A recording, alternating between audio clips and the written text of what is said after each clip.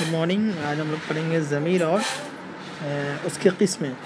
तो आज मैं ज़मीर को यानी प्रोनाउन सर्वनाम जिसे कहते हैं उसको अच्छे से बताऊंगा आप लोगों को। तो आप देख सकते हैं आपके स्क्रीन पे लिखा हुआ है ज़मीर यानी प्रोनाउन। क्लास 9 के स्टूडेंट, आपका जो दूसरा जो लेसन था सबक, उसका एक एक्सरसाइज था ग्रामर का ज़मीर के बारे में। इससे पहले हमने पढ़ाया है लेकिन ये रिवीजन चल रहा है, तो शायद उसको और अच्छे से एलाबोरेट कर दूँ आप लोगों के साथ थोड़ा डीप में जाकर, ताकि बात समझ में आ जाए। तो आइए इसकी शुरुआत करते हैं ज़मीर से कि ज़मीर कहते किसको हैं। ऐसा लफ्ज़ जो किसी इस्म की जगह बोला जाए या लिखा जाए क्या कहलाता है? ज़मीर कहलाता है। जैसे मैं, हम, तू, तुम, तुम्हारा, आप, मेरा, उसका, हमारा, वो, उन वगैरह, यानी ये सारे जो अल्फाज हैं या लफ्ज़ हैं ये सारे के सारे ज़मीर कहलाते हैं, यानी इसमें ज़मीर हैं। जैसे आमिर नेक लड़का है, वो हमेशा पाबंदी से स्कूल जाता है, उसका घर स्कूल से करीब है, उसे अपनी पढ़ाई की फ़िक्र रहती है, उसे किसी से कोई वास्ता नहीं, वो हमेशा अपने काम में मशगूल रहता है। अब आप गौर कीजिए कि ये जो सारे जुमले हैं ये किसके बारे में कहे जा रहे हैं? आमिर के बारे में। पहले सेंटेंस में कहा गया कि आमिर नेक लड़का है, फिर कहा गया वो हमेशा पाबंदी से स्कूल जाता है। तो इसमें वो जो है किसके लिए है? इस्म की जगह पे इस्तेमाल हुआ, यानी आमिर की जगह पे इस्तेमाल हुआ है। इसी तरह से उसका घर स्कूल से करीब है। किसका घर? तो आमिर का घर स्कूल से करीब है, उसे अपनी पढ़ाई की फ़िक्र रहती है। किसे? आमिर को। तो इस्म की जगह पे इस्तेमाल किए ज़मीर को। ये जो सारे अल्फाज हैं जो रेड कलर के नज़र आ रहे हैं ये सारे के सारे इस्म हैं। अगर उन सारे जगह पे आमिर लिख दिया जाता तो जुमले की खूबसूरती बाकी नहीं रहती, बल्कि वो सुनने में भद्दा सा मालूम लगता। जैसे आमिर नेक लड़का है, आमिर हमेशा पाबंदी से स्कूल जाता है, आमिर का घर स्कूल से करीब है। अब अगर आप किसी महफिल में ये 2 लाइन का सेंटेंस अगर बोलने जाइए और बार बार आमिर आमिर आमिर आमिर, तो लोग बोलेंगे एकदम बेवकूफ़ है, ये हो गया एक मरतबा आमिर बोल दिया। तो जुमले की खूबसूरती को बरकरार रखने के लिए, इस्म के तकरार से पैदा होने वाली बदनुमाई दूर करने के लिए और जुमले में रवानी और ख़ूबसूरती बाकी रहे, इसके लिए हम लोग क्या करते हैं? इस्म की जगह पे दोबारा जब उसी सेंटेंस के बारे में, उसी आदमी के बारे में कुछ कहना हो तो हम लोग ज़मीर का इस्तेमाल करते हैं। अब आगे आइए। जैसे मैं आप लोगों से कुछ कहना चाहता हूँ, तुम भी अजीब आदमी हो, वो मेरा भाई है, वो बच्चा जो गुम हो गया था मिल गया, ये कौन है? यहाँ कोई नहीं। ये सब इस्म के बदले इस्तेमाल हुए। जैसे कोई, वो, मेरा, वो, जो, ये, तुम, मैं, ब्लू कलर के जो लफ्ज़ हैं ये सारे के सारे इस्म के बदले इस्तेमाल हुए हैं। तो ज़मीर आप लोगों ने समझ गया किसे कहते हैं। ज़मीर की कितनी किस्में हैं? ज़मीर की 5 किस्में हैं। कितनी किस्में हैं? 5।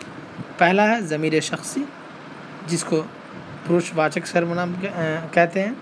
दूसरा है ज़मीर इशारा, तीसरा है ज़मीर मौसूला, चौथा है ज़मीर तनकीरी और पाँचवा है ज़मीर इस्तिफ़हामी। तो आइए हम लोग 1 बाय 1 पढ़ते हैं ज़मीर की किस्में। पहले जो किस्में है ज़मीर शख्सी, पुरुषवाचक सर्वनाम किसे कहते हैं?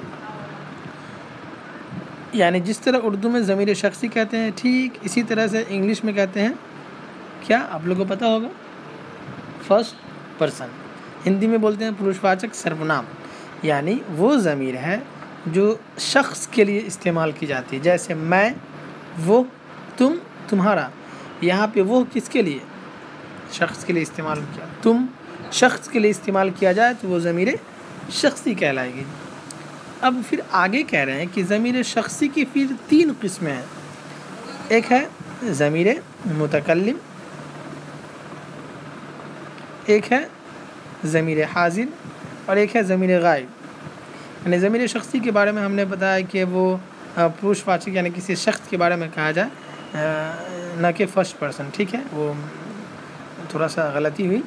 तो ज़मीर शख्सी की 3 किस्में हैं, ज़मीर मुतकल्लिम, ज़मीर हाज़िर और ज़मीर गायब।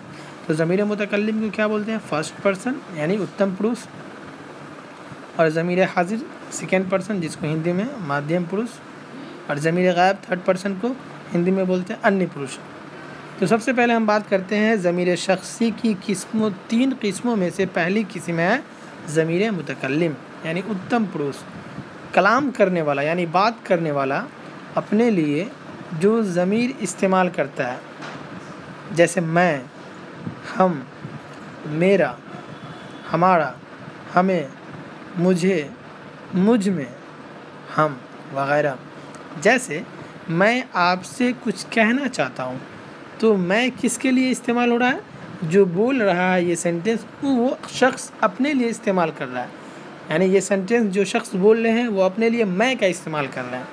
जैसे मैं स्कूल जाना चाहता हूँ, तो मैं आप अपने के लिए इस्तेमाल करोगे, तो यहाँ पे जो मैं है वो ज़मीर मुतकल्लिम होगा, फर्स्ट पर्सन होगा, ज़मीर शख्सी की पहली किस्म होगी इसमें। ठीक इसी तरह से दूसरी किस्म है ज़मीर हाज़िर, यानी बात करने वाला अपने मुखातिब के लिए, यानी बात करने वाला जब किसी दूसरे शख्स से एड्रेस कर रहा हो, मुखातिब कर रहा हो, और उसके लिए जो ज़मीर इस्तेमाल करता है, या बोलने वाला सुनने वालों के लिए जो ज़मीर इस्तेमाल करता है, उसे ज़मीर हाज़िर कहलाते हैं। जैसे तू, तुम, आप कहते हो अरे तुम लोग को समझ में नहीं आती बात, तो आप किसको एड्रेस कर रहे हो?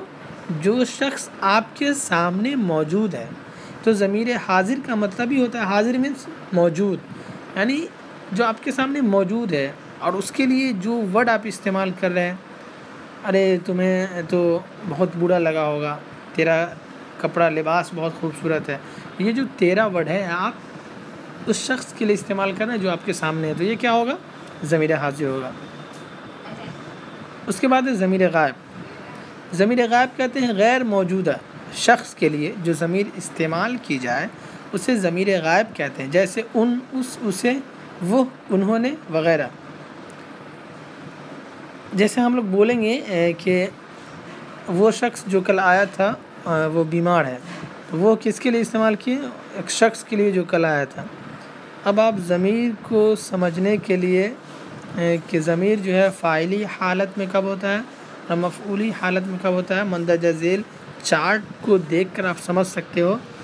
ज़मीर शख्सी की 2 सूरतें होती है, जैसे मैं, ये ज़मीर हो गया, और अगर जब फ़ाइली हालत होगा उसका, फ़ाइल की सूरत में होगा तो मेरा इस्तेमाल होगा, फिर मफ़ऊल की सूरत में होगा तो मुझे होगा।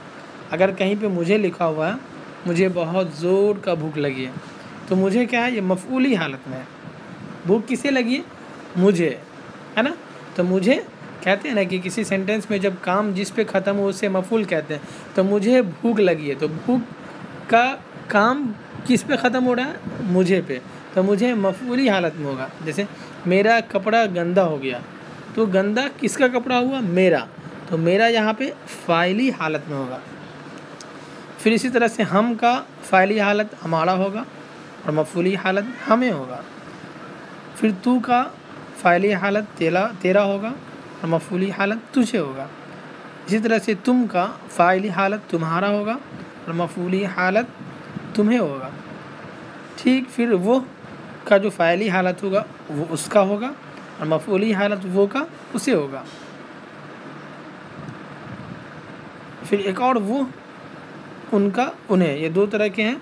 तो इस तरह से आप समझ गए होंगे कि ज़मीर शख्सी जो उसका फ़ाइली और मफ़ऊली दोनों हालत में उसकी जो सूरत होती है वो मुख्तलिफ होती है, बदल जाती है। इसको आप याद करो, इससे जो सवालात पूछे जाएंगे इंशाअल्लाह। तो फिर कल मैं इसी को कंटिन्यू करूँगा। ये अभी बहुत बचा हुआ, मुकम्मल नहीं हुआ है। आप देख सकते हैं नीचे बहुत कुछ पढ़ना है। इसकी 5 किस्में जिसमें से हमने पहली किस्म को आज ख़त्म किया।